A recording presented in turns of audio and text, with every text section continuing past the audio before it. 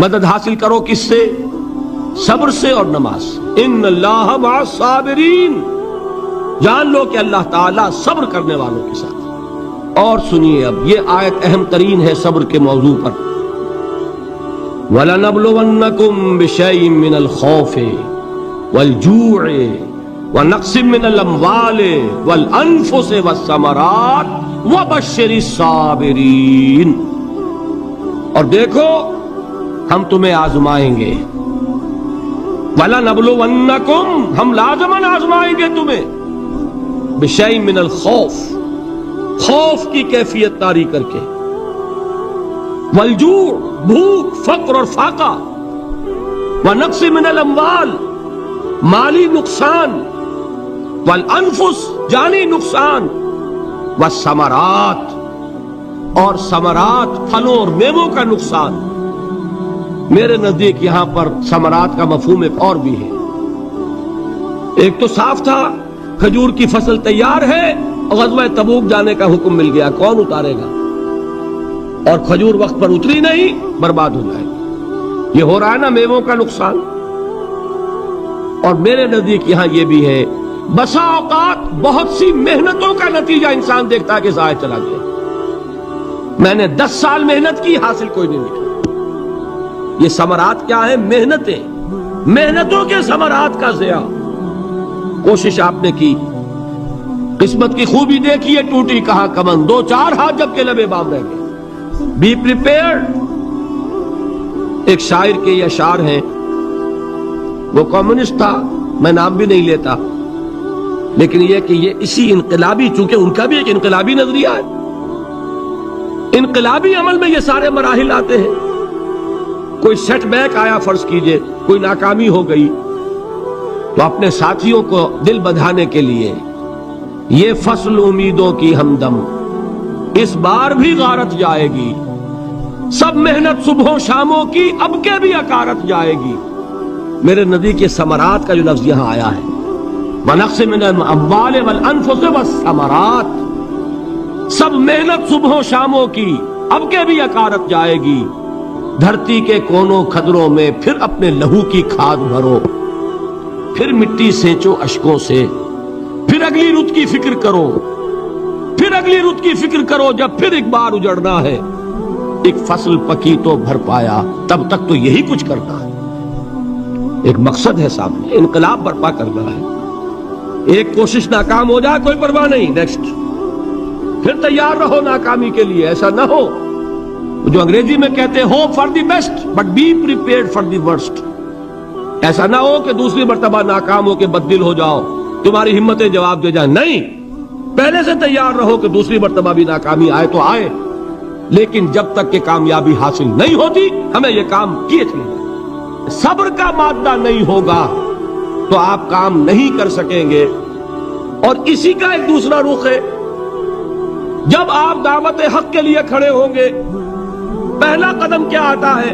استہزاء، تمسخر، مذاق اڑانا، جس کی میں مثال اب دینا چاہتا ہوں محمد الرسول اللہ صلی اللہ علیہ وسلم کی شخصیت سے۔ دیکھیے ہم کیا اور ہماری بساط کیا، ہم کیا مبلغ ہوں گے، کیا داعی ہوں گے، ہمارے اپنے دامن پر داغ ہوتے ہیں، لیکن یہ کہ محمد الرسول اللہ کے دامن پر کوئی داغ تھا؟ ان کو تو سارے مکے والے الصادق الامین کہتے تھے، نہایت محبوب شخصیت تھے، ان کے لیے تو جا صادق، جا الامین، یہ الفاظ سننے میں آتے تھے، آنکھوں کا تارا۔ لیکن جب آپ نے دعوت اب شروع کی، اب قرآن مجید میں دیکھیے، کسی نے کہا مجنون ہو گئے، دماغ خراب ہو گیا، پاگل ہو گئے، اجی شاعر ہیں، کچھ شعر توڑ لیتے ہیں، ہم پر دھوس جماتے ہیں۔ کسی نے کہا ساحر ہے، کچھ جادو سیکھ لیا ہے۔ یہاں تک کہ ایسے بدبخت بھی پیدا ہوئے، قرآن میں ہے ساحر کذاب، سحر کرنے والا جادوگر نہایت جھوٹا۔ یہ الفاظ کہے جا رہے ہیں کس کی شان میں؟ محمد الرسول اللہ صلی اللہ علیہ وسلم۔ قرآن میں نقل کیا گیا، یا ایھا الذی نزل علیہ الذکر انک لمجنون۔ کبھی آپ نے اس کا ترجمہ سوچا؟ اے وہ شخص دیکھیے تصور کیجئے حضور جا رہے ہیں، تشریف لے جا رہے ہیں، کسی دعوت میں ہے، تبلیغ میں، یا ویسے ہی تشریف لے جا رہے ہیں، اور کوئی ایک جمگھٹا ہے لوگوں کا، ادھر سے فقرہ آتا ہے، تیر کی طرح لگتا ہے دل میں جا کر محمد کے صلی اللہ علیہ وسلم۔ اے وہ شخص جس کا یہ خیال ہے کہ اس پر کوئی ذکر نازل ہو رہا ہے، ہمارے خیال میں تو تمہارا دماغ خراب ہو گیا۔ یا ایھا الذی نزل علیہ الذکر انک لمجنون، کہا کہ نہیں کہا؟ اور یہ نہ سمجھیے کہ حضور صلی اللہ علیہ وسلم کے قلب مبارک کو تکلیف نہیں ہوتی تھی۔ میں قرآن سے ثابت کروں گا، میں کہیں کوئی کہانیاں بیان نہیں کرنا چاہتا۔ قرآن نے کہا ہے وَلَقَدْ نَعْلَمُ أَنَّكَ يَضِيقُ صَدْرُكَ بِمَا يَقُولُونَ، اے نبی ہمیں خوب معلوم ہے صلی اللہ علیہ وسلم کہ جو کچھ یہ لوگ کہہ رہے ہیں اس سے آپ کا سینہ بھجتا ہے، یہ جو گھٹن ہوتی ہے، صدمہ ہوتا ہے۔ انَّكَ يَضِيقُ صَدْرُكَ بِمَا يَقُولُونَ، ہمیں خوب معلوم ہے کہ جو کچھ یہ باتیں آپ کو سننی پڑ رہی ہیں، یہ کڑوی کسیلی باتیں، یہ جو فقرے چست ہو رہے ہیں، استہزاء ہو رہا ہے، تمسخر ہو رہا ہے۔ سورہ ہجر میں ہے، ایک جگہ کھڑے ہوئے لوگ قرآن کا مذاق اڑا رہے ہیں، بھائی فلاں آیت تم لے جانا، فلاں آیت میری ہوگی، اس کے ٹکڑے کر رہے ہیں، اس کے ٹکڑے حصے بکھرے کر کے قیمہ بنا کر ان آیات کا تمسخر اڑا رہے ہیں۔ ایک جگہ قرآن مجید میں مذکور ہے کہ فرشتوں کا مذاق اڑ رہا ہے، بھائی یہ دیکھو محمد نے کہا ہے صلی اللہ علیہ وسلم کہ جہنم پر تو کل 19 فرشتے ہیں، علیہا 19 قرآن میں آیت نازل ہوئی۔ ایک پہلوان کہتا بھائی 10 کو تو میں سنبھال لوں گا، باقی 9 کا تم انتظار کر لو۔ یہ باتیں آ رہی ہیں حضور کے کانوں، کلام الہی کے ساتھ کیا سلوک ہو رہا ہے، مجھ پر کیا فقرے چست کیے جا رہے ہیں، مجھ پر جس طریقے سے استہزاء اور تمسخر کا رویہ اختیار کیا گیا ہے، دل بھج رہا ہے، دل میں صدمہ ہے۔ دیکھیے سورہ نون ہے، اور میرے نزدیک یہ دوسری وحی ہے جو حضور پر نازل ہوئی ہے، اس کی ابتدائی آیات، نون والقلم وما یسطرون ما انت بنعمت ربک بمجنون وَإِنَّ لَكَ لَأَجْرًا غَيْرَ مَمْنُونٍ وَإِنَّكَ لَعَلَىٰ خُلُقٍ عَظِيمٍ فَسَتُبْصِرُ وَيُبْصِرُونَ بِأَيِّكُمُ الْمَفْتُونُ إِنَّ رَبَّكَ هُوَ يَعْلَمُ بِمَنْ ضَلَّ عَنْ سَبِيلِهِ وَهُوَ أَعْلَمُ بِالْمُهْتَدِينَ۔ نون، قسم ہے قلم کی اور جو کچھ یہ لکھتے ہیں۔ اے نبی آپ اپنے رب کی نعمت سے مجنون نہیں ہیں۔ یہ کیوں کہا جا رہا ہے؟ حضور کو جو صدمہ پہنچا ہے وہی نازل ہوئی ہے دل جوئی کے لیے، تسلی کے لیے۔ آپ کیوں برا منا رہے ہیں؟ اے نبی آپ کیوں صدمہ اور رنج اور اندوہ محسوس کر رہے ہیں؟ ان بدبختوں کے کہنے سے کوئی آپ مجنون ہو جائیں گے؟ مانتا بے نعمت ربک بمجنون وَإِنَّ لَكَ لَأَجْرًا غَيْرَ مَمْنُونٍ۔ آپ کو جو یہ صبر کرنا پڑ رہا ہے، آپ کو جو یہ جھیلنا پڑ رہا ہے، اس کی وجہ سے آپ کو وہ اجر ملے گا جس کا سلسلہ کبھی منقطع نہیں ہوگا۔ وَإِنَّكَ لَعَلَىٰ خُلُقٍ عَظِيمٍ، اور اے نبی آپ تو خلق عظیم کے حامل ہیں۔ آپ کا اخلاق، آپ کا کردار، آپ کی سیرت، آپ کی شخصیت میں طہارت، نفاست، پاکیزگی، آج تک دنیا نے کوئی پاگل، کوئی مجنون ایسا بھی دیکھا؟ یہ ساری باتیں اللہ تعالیٰ حضور کی دلجوئی کے لیے فرما رہے ہیں۔ اس سے آپ اندازہ کیجئے کہ کتنا صدمہ ہوتا ہوگا۔ یہی ہے، اس ساری چیز کو جمع کیجئے تو یہ چیز کیا ہے؟ وَاصْبِرْ عَلَىٰ مَا يَقُولُونَ وَاهْجُرْهُمْ هَجْرًا جَمِيلًا۔ صبر کرو اے نبی، صبر کرو اے محمد صلی اللہ علیہ وسلم، جھیلو اور برداشت کرو اس پر جو یہ کہہ رہے ہیں۔ اچھی طرح نوٹ کیجئے یہ بات، ذرا سیرت ہی کا سمجھ لیجئے، آج ایک بیان ہو جائے گا۔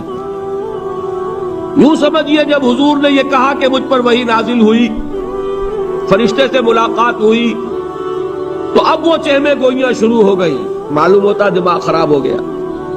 دیکھیے ہم نہیں کہتے تھے یہ جا کے غار حرا میں بیٹھتے ہیں، کئی کے دن رہتے ہیں، بھوکے رہتے ہیں، وہ خشکی چڑھ گئی نا آخر۔ یہ جس طرح کی باتیں دنیا میں آج ہوتی ہیں اسی طریقہ کی باتیں ہوتی تھیں۔ عتبہ ابن ربیعہ ایک مرتبہ آتا ہے، کیونکہ قریش کے بڑے لوگوں میں سے تھا، تو قریب آ کر بڑی اپنائیت کے ساتھ، بڑی شفقت کے ساتھ، بڑے بزرگانہ انداز میں کہتا ہے بھتیجے، حضور سے، بھتیجے اگر واقعی کسی بدروح کا سایہ ہو گیا ہے تم پر، وہ آسیب آ گیا ہے تو مجھے بتا دو، میرے بہت سے عاملوں سے تعلقات ہیں، میں کسی کو بلا کر یہ تمہاری بدروح دور کر دوں گا۔ اب آپ سوچئے کیا بیتی ہوگی حضور کے دل پر۔ یہ وہ کیفیات ہیں، اور یہ نوٹ کر لیجئے 4 برس تک یہی شکل رہی ہے۔ مخالفت اسی نوع سے ہوئی ہے جس کو کہتے ہیں فزیکل پرسیکیوشن، جسمانی تشدد، وہ پہلے 4 سال نہیں ہوا۔ اس کی وجہ کیا ہے کہ در حقیقت جب بھی کبھی کوئی ایسی دعوت اٹھتی ہے، اب مجھے اجازت دیجئے میں ایک لفظ انقلاب یہاں استعمال کر لوں، انقلابی دعوت۔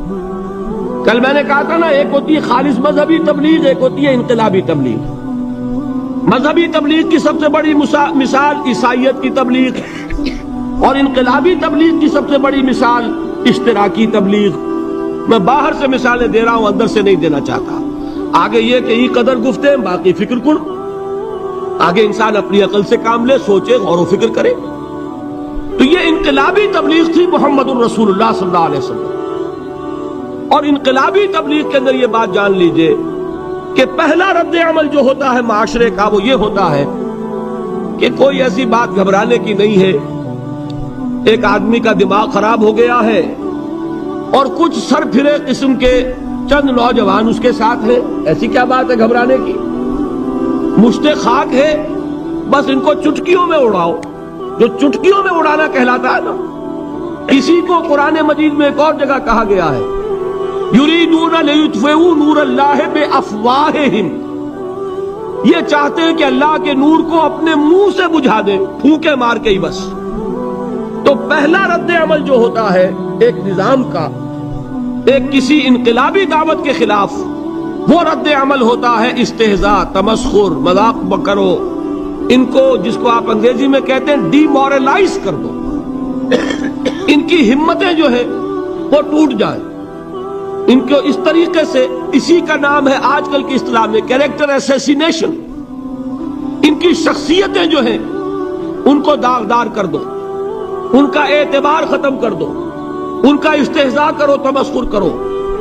اور یہ میں آپ سے عرض کر رہا ہوں اس وقت ایک گونا فخر کے ساتھ اور اللہ تعالیٰ کا شکر ادا کرتے ہوئے کہ میں نے جو کام بھی کیا ہے اس وقت پاکستان میں، آپ نے اخبارات میں دیکھا ہوگا، بڑا دقیانوسی مولوی ہے، بیگمات کا رد عمل جو ہوا وہ آپ کے علم میں ہوگا، بڑے جو یہ جدید ہمارے روشن خیال قسم کے جو صحافی ہیں، اگر کہیں آپ نے پڑھا ہو جس طرح استہزاء ہوا ہے، جس طرح مذاق اڑایا گیا ہے، جو الفاظ استعمال کیے گئے ہیں، وہ میرے نزدیک بہت بڑی سند ہے جو اللہ کے ہاں جا کر پیش کروں گا کہ اللہ تیرے دین کے لیے۔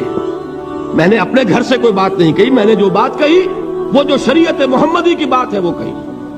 اگر اپنی طرف سے کہیں ہو کوئی اضافہ کیا ہو تو اللہ تعالیٰ کی پھٹکار ہو مجھ پر اور لعنت ہو مجھ پر، لیکن اگر میں نے وہی کچھ کہا جو شریعت محمدی کا تقاضا ہے اور قرآن اور سنت کی بات ہے، تو پھر اگر مجھے کسی نے پاگل کہا اور کسی نے دقیانوسی کہا اور کسی نے اور فقرہ چست کیا، تو میں اس کے لیے، میں تو سمجھتا ہوں میرے لیے وہ سند ہے جو اللہ تعالیٰ کے ہاں میں جا کر پیش کروں۔ اور یہ جان لیجئے کہ وہی بات ہوتی ہے ہمیشہ، ہسٹری ریپیٹس اٹسیلف۔ وہ بات کریں گے جو حضور نے کی تھی، وہی رد عمل سامنے آئے گا جو اس وقت آیا، اس لیے کہ یہ تو جو انسانی مزاج ہے وہ نہیں بدلا، معاشرے کا انداز نہیں بدلا، وہ جو کام ہوگا اس کا رد عمل ابتدائی وہی ہوگا۔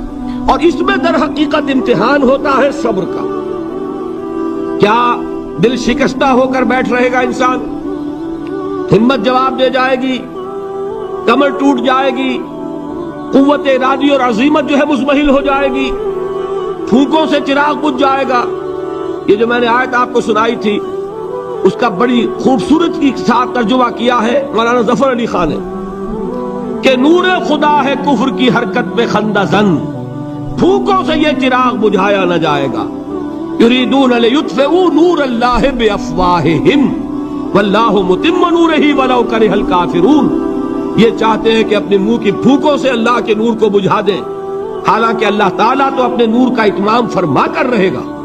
خواہ ان کافروں کو کتنا ہی ناگوار ہو۔ اس کی ترجمانی ہے نور خدا ہے کفر کی حرکت پہ خنددن، پھونکوں سے یہ چراغ بجھایا نہ جائے گا۔ بہرحال اس مرحلے پر میں نے آپ کو 2 صبر بتائے۔ صبر کس چیز سے؟ اپنا کیریئر دنیاوی جو بھی آپ حاصل کر سکتے تھے۔ ذہین آدمی ذہانت لگائے گا تو دین کی دعوت دے گا ایٹ دی انٹلیکچوئل لیول، اور یہ بات جان لیجئے کہ یہ چیز دنیا میں کسی کمائی کا ذریعہ نہیں بن سکتی، اسے قربانی دینی پڑے گی کیریئر کی، اپنے مفادات کی، تب کام کر سکے گا۔ عام آدمی وقت لگائے گا، صلاحیتیں صرف کرے گا، اپنی وہی اس وقت سے اور توانائی سے پیسہ بنا سکتا تھا۔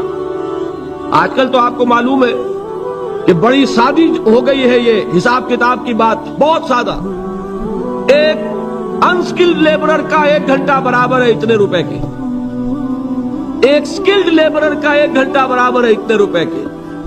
آپ تو ہر چیز کاؤنٹ کر سکتے ہیں، میئر کر سکتے ہیں۔ جو شخص 1 گھنٹہ لگا رہا ہے اس نے کچھ پیسہ خرچ کیا ہے نا، اسی وقت کو لگا کر وہ پیسہ بنا تھا، اسی ذہانت اور صلاحیت سے وہ کمائی کرتا۔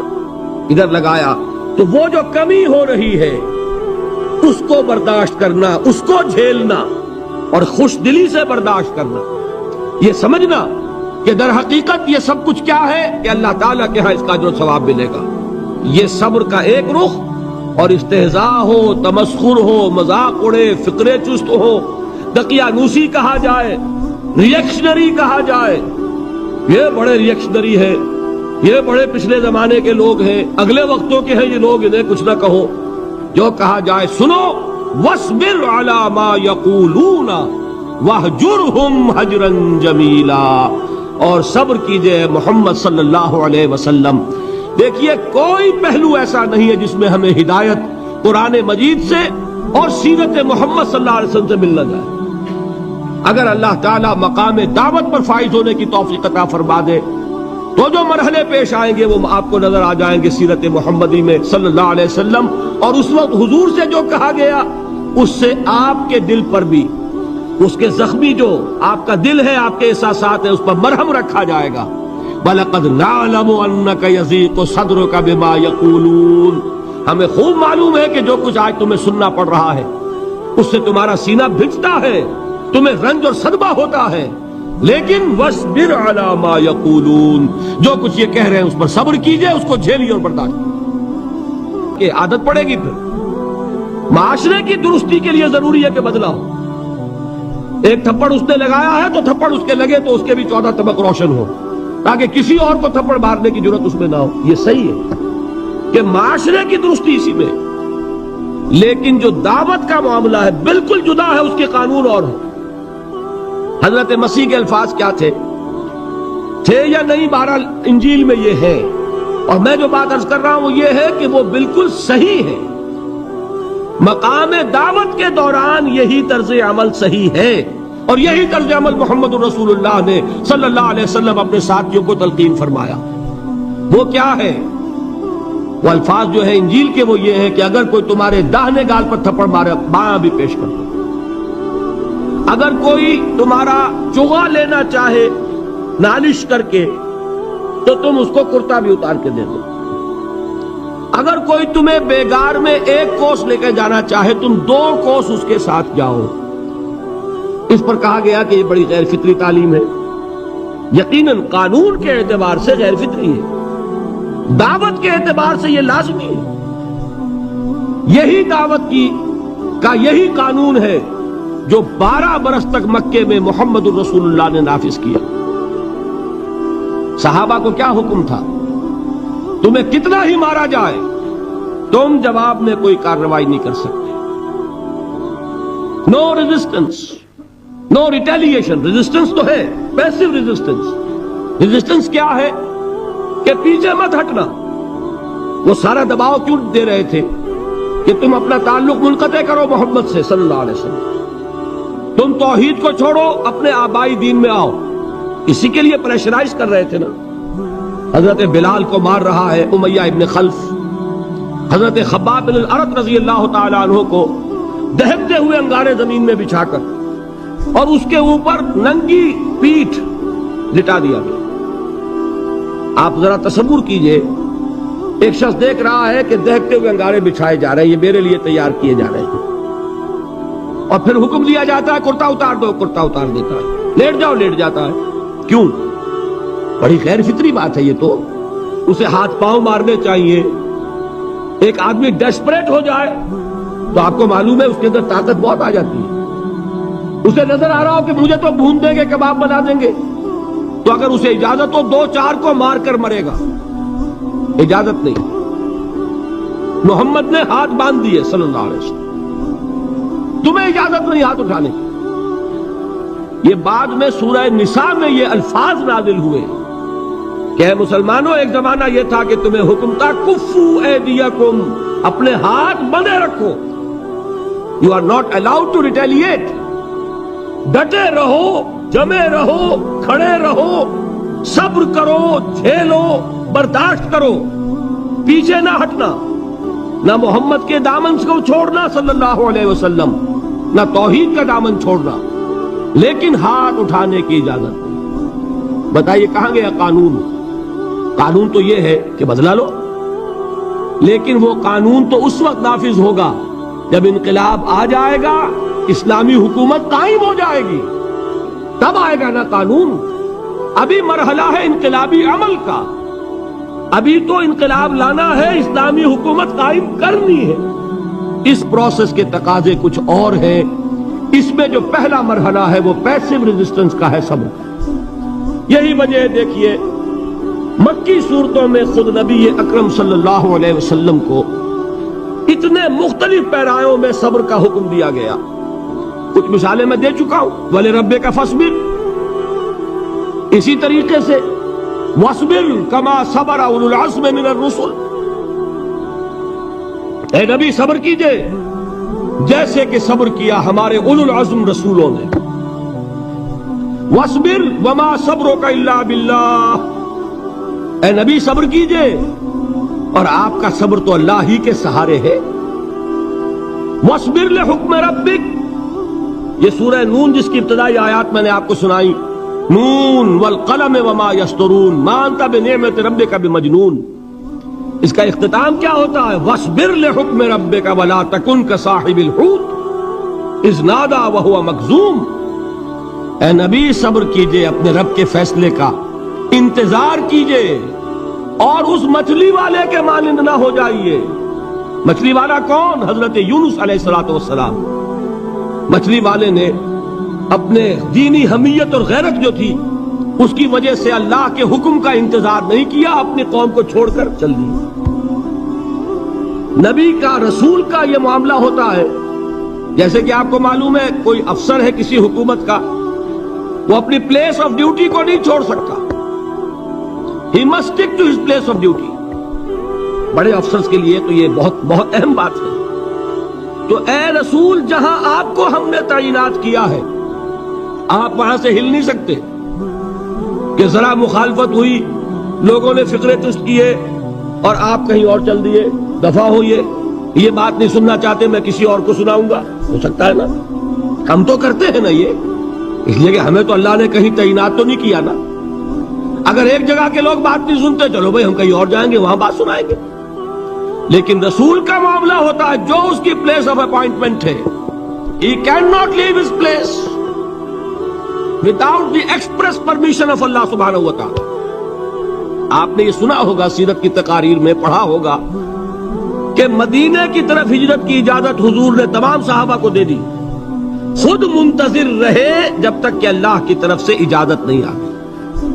حضرت ابو بکر پوچھتے رہتے تھے حضور اجازت آ گئی کہ نہیں؟ نہیں ابھی نہیں آئی۔ حضور اذن آ گیا؟ نہیں آیا، ابھی نہیں آیا۔ حبشہ کی طرف سب کو بھیج دیا، اجازت دے دی جو جانا چاہے چلا جائے۔ حضور کی صاحبزادی جو حضرت عثمان کے نکاح میں تھی وہ بھی ہجرت کر رہی، لیکن حضور تو نہیں گئے۔ رسول نہیں چھوڑ سکتا اپنی جگہ کو، یہاں تک کہ تمام تقریباً صحابہ چلے گئے، حضور رہ گئے، حضرت ابو بکر رہ گئے، حضرت علی رہ گئے، اور حضرت ابو بکر پوچھ رہے ہیں بار بار اجازت آئی یا نہیں؟ نہیں ابھی نہیں آئی۔ حضرت عائشہ نے واقعہ بیان کیا کہ ایک روز اچانک دوپہر کے وقت ہم نے دیکھا کہ حضور نے اپنے پورے جسم کو ڈھانپا ہوا ہے، چہرے کو بھی کپڑے میں ڈھانکا ہوا ہے، اور تشریف لا رہے ہیں۔ یہ اس میں تعجب کی بات یہ کہ عرب میں آج بھی آپ کو معلوم ہے کہ یہ چیز جو ہے ان کی روایات کے خلاف ہے کہ دوپہر کے وقت کوئی کسی سے ملنے جائے. یہ وقت جو ہے قیلولے کا ہے، آرام کا ہے. آج کل وہ عصر اور ظہر کے مابین کا وقفہ، تو این ٹھیک دوپہر کے وقت تشریف لائے حضور. آپ نے آ کے حضرت ابو بکر سے فرمایا کہ اجازت آ گئی ہے. اس میں ایک قصہ تھوڑا سا اور بتا دوں، بہت دلچسپ ہے اور بہت ہمارے لیے سبق آموز ہے. حضرت ابو بکر نے بہت خوش ہو کر ایک بات کہی، حضور میں نے 2 اونٹنیاں تیار کی ہوئی ہیں. یعنی اب آپ وہ تو سوچتے تھے نا شاباش ملے گی کہ میں نے تیاری کی ہوئی ہے. میں نے 2 اونٹنیوں کو خوب کھلا پلا کے فربا کیا ہوا ہے، بڑی توانا ہے تاکہ ہم تیزی کے ساتھ سفر کر سکیں. حضور نے توقف کیا، فرمایا ہاں ٹھیک ہے، 1 اونٹنی میں استعمال کروں گا لیکن میں اس کی قیمت ادا کروں گا. حضرت ابو بکر کی آنکھوں میں آنسو آ گئے، روتے ہوئے کہا حضور مجھ سے یہ مغایرت، کیا یہ جان اور مال کسی اور کے لیے ہے؟ آپ مجھ سے بھی کہہ رہے ہیں میری اونٹنی جو ہے وہ بھی بلا معاوضہ آپ کو بولنے فرما رہے ہیں. یہ ہے محمد الرسول اللہ کی غیرت اور حمیت کا. ہمارا معاملہ جو ہے دین کی دعوت و تبلیغ کے اعتبار سے بالکل کچھ مختلف بنا ہوا ہے. اسی لیے وہ عزت نہیں، وہ وقار نہیں. یہاں یہ حال ہے کہ حضور کے خسر ہیں، جہاں نثار ہیں، یار غار ہیں، سب کچھ ہیں، لیکن وہاں بھی یہ معاملہ ہے کہ ٹھیک ہے اونٹنی کی میں قیمت ادا کروں. بہرحال میں جو عرض کر رہا تھا وہ یہ ہے کہ چونکہ رسول کو اجازت نہیں تو فرمایا گیا وَاصْبِرْ لِحُکْمِ رَبِّكَ وَلَا تَكُنْ كَصَاحِبِ الْحُوتِ. دیکھنا وہ جو یونس علیہ السلام جو انہوں نے کیا تھا، اجازت آئے بغیر وہ اپنی قوم کو چھوڑ کر کسی اور وجہ سے نہیں گئے تھے دین کی حمیت اور غیرت کی وجہ سے. یہ بدبخت بات سننے کو تیار نہیں ہے تو دفع ہو، میں کہیں اور جا کر اللہ کی بات کہیں سناؤں گا، لیکن اجازت کے بغیر نہیں جا سکتے. یہی وجہ ہے کہ پکڑ ہوئی، گرفت ہوئی اور مچھلی کے پیٹ میں رہے. وہاں وہ لا الہ الا انت سبحانک انی کنت من الظالمین، اور وہاں سے پھر اللہ تعالیٰ نے نجات دی، مچھلی نے انہیں اگل دیا ساحل کے اوپر. یہ ایک لمبی بات ہے. تو یہاں حضور سے کیا کہا گیا؟ صبر کی. اب دیکھیے ایک بات عجیب ہے، یہ ربط اپنے ذہن میں رکھیے. اللہ تو صبر کی تلقین کر رہا ہے اپنے رسول کو، اور رسول یہی تلقین کر رہے ہیں اپنے صحابہ کو. صبر کرو، جھیلو، برداشت کرو، ہاتھ مت اٹھانا، کوئی جوابی کارروائی نہیں ہوگی، بلکہ اپنے اوپر جھیلو جو کچھ جھیلنا ہے، ڈٹے رہو، پیچھے مت ہٹنا، یہ صبر ہے. لیکن ہاتھ اٹھانے کی اجازت نہیں. چنانچہ اب ذرا چشم تصور سے دیکھیے، ابو جہل اس نے جو بدترین روش اختیار کی، وہ ایک خاندان تھا حضرت یاسر، ان کی اہلیہ حضرت سمیہ، اور ان کے فرزند حضرت عمار رضی اللہ تعالی عنہم. یہ غلام نہیں تھے. حضرت سمیہ تو کنیز تھیں، لیکن یاسر غلام نہیں تھے. ان کی کہانی یہ ہے، واقعہ یہ ہے کہ یہ بہت نیک آدمی تھے. یاسر یمن کے باشندے. انہیں کو خواب میں بشارت ہوئی کہ نبی کا ظہور ہونے والا ہے مکے میں، جاؤ شاید ان کے قدموں تک پہنچ جاؤ. جیسے حضرت سلمان فارسی کی بات میں نے آپ کو بتائی، وہ تو خواب کی بشارت نہیں تھی، وہ ان کے غور و فکر کا معاملہ تھا. انہوں نے وہ جو آگ کی پوجا پاٹ ہے اس کو چھوڑا اور سفر کیا، اور پھر انہیں خبر دی ایک راہب نے کہ کھجوروں کی سرزمین میں آخری نبی کا ظہور ہونے والا ہے، جاؤ شاید قسمت یابی کرے. انہیں خواب آیا تھا. یہ یمن سے ترک وطن کر کے مکے آ گئے. ابو جہل کا ایک چچا تھا، بہت شریف النفس انسان، اس کے ساتھ معاہدہ کیا حلیف بن کر، اور وہ مکے میں رہنے لگے. اس لیے کہ یہ نوٹ کر لیجئے، مکہ اس وقت ایک قبیلے کا شہر تھا، صرف قریش. یا قرشی رہ سکتا تھا وہاں، یا قرشی کا حلیف. اگر کسی کے ساتھ اس کی، جیسے آپ کو معلوم ہے یہاں کاروبار وغیرہ کرنے میں سعودی عرب میں شراکت جو ہے وہ کسی لوکل سعودی کے ساتھ ہوگی تو آپ کر سکتے، وہ کفیل ہے، ورنہ آپ کچھ نہیں کر سکتے. اسی طرح کی بات وہاں تھی کہ اگر تو کسی قرشی نے آپ کو امان دی ہوئی ہے تو آپ رہ سکتے ہیں مکے میں، ورنہ نہیں. یا تیسرے قرشی کا غلام تو ملکیت ہی ہے اس کی، جیسے بھیڑ بکری ہے کسی قرشی کی، اسی طرح اس کے غلام ہے. یہ 3 کیٹیگریز تھی انسانوں کی مکے میں. اسی کو نوٹ کیجئے کہ جو بیچارے غلام تھے وہ سب سے زیادہ ستائے گئے، اس لیے کہ غلاموں کے تو حقوق ہی کوئی نہیں تھے. ان کو تو اگر کوئی شخص اپنے غلام کو ذبح کر دیتا تھا تو بھی کوئی پوچھنے والا نہیں. بالکل ایسے ہی ہے نا، آپ کی بکری آپ نے ذبح کی، گوشت کھا لیا، کوئی آپ سے کوئی پوچھ سکتا ہے؟ جب ملکیت ہے آپ کی بکری آپ کی تھی، آپ نے ذبح کر دی. غلام آپ کی ملکیت تھا، آپ نے ختم کر دیا. کوئی اس میں جرم نہیں، کوئی باس پرس نہیں. یہ تھا حال غلاموں کا. بلال غلام تھے، ابو فقی غلام تھے، زنیرہ ایک کنیز تھی. ان کو جو ماریں پڑی ہیں اس کا آپ کو معلوم ہے. حضرت بلال کے ساتھ جو کچھ امیہ ابن خلف نے کیا، کہ جس طریقے سے کہ حیوانوں کی لاشیں جو ہے کھینچ کر گھسیٹ کر لے جائی جاتی ہیں، ان کی گردن میں رسی ڈال کر گھسیٹتے، اسی طریقے سے حضرت بلال کے گردن میں رسی ڈال کر ٹھیک دوپہر کے وقت مکے کی سنگلاخ گلیوں کے اندر گھسیٹا جاتا تھا. نیچے زمین جل رہی ہے توے کی طرح، اور ویسا بھی ہوتا تھا کہ چت لٹا دیا، اوپر سے وہ آگ مکے کا کہ سورج جو ہے ذرا نوٹ کیجئے، آگ برسا رہا، نیچے زمین توے کی طرح جل رہی، اور ایک بھاری سل بھی لا کر جو ہے سر پر رکھ دی، چھاتی پر رکھ دی گئی ہے کہ آواز نہیں نکل رہی، جھاگ نکل رہے منہ سے. لیکن اس حال میں بھی احد احد احد، ایک ایک اللہ، قل هو اللہ احد، الفاظ نکل رہے. یہ ہے وہ صبر، یہ ہے وہ صبر. صبر علی الابتلاء، صبر علی الایذاء. یہ ابتلاء اور ایذاء پر صبر ہے. جھیلو، برداشت کرو، اس توحید پر قائم رہو، محمد کی رسالت کے اقرار کرتے رہو صلی اللہ علیہ وسلم، لیکن ہاتھ نہیں اٹھانا.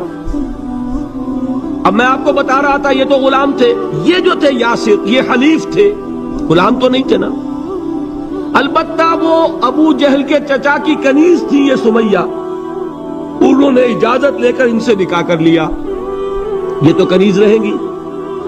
بیٹا جو ہوا وہ بھی ایک طرح سے جب کنیز زیادہ ہے تو غلام ہو گیا، عمار ابن یاسر. وہ جو شخص تھا بہت شریف النفس ابو جہل کا چچا، وہ مر گیا. اب ابو جہل جو ہے اس خاندان کا سربراہ ہے، لہذا یہ تینوں جو افراد ہیں وہ اس کے رحم و کرم پر ہیں. یاسر کو بھی پروٹیکشن اگر ہے تو ابو جہل کی ہے، ابو جہل جو چاہے کرے، اور سمیہ تو کنیز ہے ہی، اس کا تو کوئی حق ہے ہی نہیں، جو چاہے کرے. اور عمار ان دونوں کا بیٹا ہے، لہذا بدترین معاملہ کیا ابو جہل نے ان 3 افراد کے ساتھ. حضرت سمیہ کے ساتھ جو کچھ کیا گیا ہے آپ اس کا تصور نہیں کر سکتے. بالآخر جو شہید کیا ہے حضرت سمیہ کو ایذائیں دے دے کے، سسکا سسکا کے، ان کے جسم کے نازک حصوں کو جلا کے، داغ دے کر. کہتا کیا تھا؟ ایک دفعہ کہہ دو کہ میرا جو یہ بت ہے یہ بھی الہ ہے، مان لو میں چھوڑ دوں گا. تنگ آ گیا، کسی طریقے سے ایک دفعہ کہہ دو پھر میں چھوڑ دوں گا. لیکن یہ میاں بیوی حضرت یاسر اور حضرت سمیہ رضی اللہ تعالی عنہما، یہ ہے ثبات، یہ ہے صبر، یہ ہے استقلال. ایک مرتبہ بھی کہنے کے لیے تیار نہیں، جو چاہو کر لو، اب ہم تو اس سے پیچھے نہیں ہٹے. تنگ آ کر اس نے حضرت سمیہ کی تو شرمگاہ میں برچھا مارا اور شہید کیا. حضرت یاسر کے بارے میں ایک روایت یہ ہے، ستا ستا کے، تنگ کر کر کے، آخر کار جو ختم کیا انہیں شہید کیا کس طرح؟ 4 سانڈ اونٹ جوان، ان سے رسے باندھے، ایک رسے سے ایک بازو باندھا، دوسرے سے دوسرا بازو باندھا، تیسرے سے ایک ٹانگ باندھی، چوتھے سے دوسری ٹانگ باندھی، اور چاروں کو دوڑایا ہے کہ جسم کے برخے ہوں گے. اس حال میں کیا ہو رہا تھا وہ میں بتا رہا ہوں کہ اللہ تو تاکید کر رہا ہے اپنے نبی کو، اصبر وَلِرَبِّكَ فَاصْبِرْ وَاصْبِرْ عَلَى مَا يَقُولُونَ وَاصْبِرْ وَمَا صَبْرُكَ إِلَّا بِاللَّهِ وَاصْبِرْ لِحُكْمِ رَبِّكَ وَلَا تَكُنْ كَصَاحِبِ الْحُوتِ. اس وقت سامنے سے حضور گزرتے تھے جبکہ آل یاسر کے ساتھ یہ معاملہ ہو رہا ہے. کیا فرماتے تھے؟ اصبروا یا آل یاسر فإن موعدکم الجنہ. اے یاسر کے گھر والوں صبر کرو، جھیلو، اس لیے کہ تمہارے وعدے کی جگہ جنت ہے. اللہ تعالیٰ ادھر آنکھ بند ہوگی ادھر جنت میں تمہارا داخلہ ہو جائے گا. یہ ہے تواصوا بالصبر والعصر ان الانسان لفی خسر. یہ تواصوا بالصبر پر کون عمل کر رہا ہے؟ محمد الرسول اللہ صلی اللہ علیہ وسلم. اس میں بھی ایک بات ہے، وہ بھی سمجھ لیجئے، دین میں جہاں عظیمت ہے رخصت کا پہلو بھی ہے. یہ جو نوجوان تھے، یہ بوڑھے والدین کا تو وہ مقام ہے، یہ رتبہ بلند ملا جس کو مل گیا. ہر مدعی کے واسطے دار و رسن کہاں؟ حضرت سمیہ اور حضرت یاسر. نوٹ کیجئے، میں ایک اعتبار سے کہا کرتا ہوں سید الشہداء یہ بنے کہ نہیں بنے،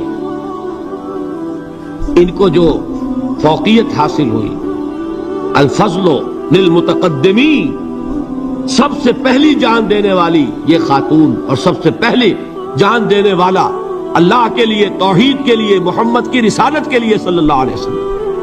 دے تو بھی محمد کی صداقت کی گواہی. یہ صداقت کی گواہی دیتے ہوئے انہوں نے اپنی جانیں دے دی. لیکن جو نوجوان عمار ہے اس نے رخصت کی راہ اختیار کی، جھیلا نہیں گیا، برداشت نہیں ہو سکا. ایک مرتبہ کلمہ کفر زبان سے نکال دیا، ابو جہل نے چھوڑ دیا. لیکن اب پشیمانی طاری ہوئی ہے، میں کیا کر بیٹھا. اس کے بعد انہوں نے اپنے آپ کو ایک ستون سے باندھ لیا کہ حضور ہی آ کر مجھے اگر یہاں سے کھولیں گے تو میں کھلوں گا، ورنہ میں یہی اپنے آپ کو ہلاک کر دوں گا، مجھ سے کیا ہو گیا.